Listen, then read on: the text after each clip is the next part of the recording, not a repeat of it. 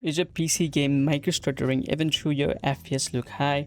The culprit usually isn't your hardware, it's corrupted or bloated shader cache file. Here is how to clear a GPU shader cache in under 2 minutes and fix game stuttering for good. So if you use Nvidia graphics card, you guys can right click and open up the Nvidia control panel. Then click on Manage 3D.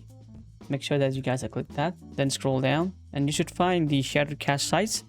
So from default driver, you should choose 10 gigabyte or 100 gigabyte. It's up to you. You can also set to unlimited, but 10 gig is just good to go. And then simply click on apply. For AMD user, you guys can open up the AMD software Adrenaline edition, and you guys can click on gaming, then graphics. Then you guys can scroll down to advanced and you can find the reset shader cache. Then just click perform reset test and simply hit on confirm button. All right, so since I don't have the AMD and I'm just showing you the path, so now let's move to other step, which is you need to clear the DirectX shader cache. So to wipe the remaining system level DirectX shader cache across all the GPUs, including Intel integrated graphics card, so simply open up the start menu and type your disk cleanup, and then you need to run this as administrator. Make sure to click that and press on OK. So in this menu, we are interested only on DirectX shader cache, which is this one.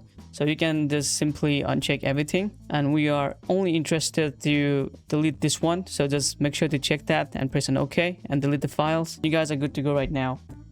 So what Windows have done is Windows will instantly purge old compiled shaders. So the first time you launch a game after doing this, it might take some minutes or two to compile the fresh shaders. That is completely normal. Once you build, your microstutters will be gone for good. And if this fixes your lag, hit that like button and subscribe button for more quick PC performance fix.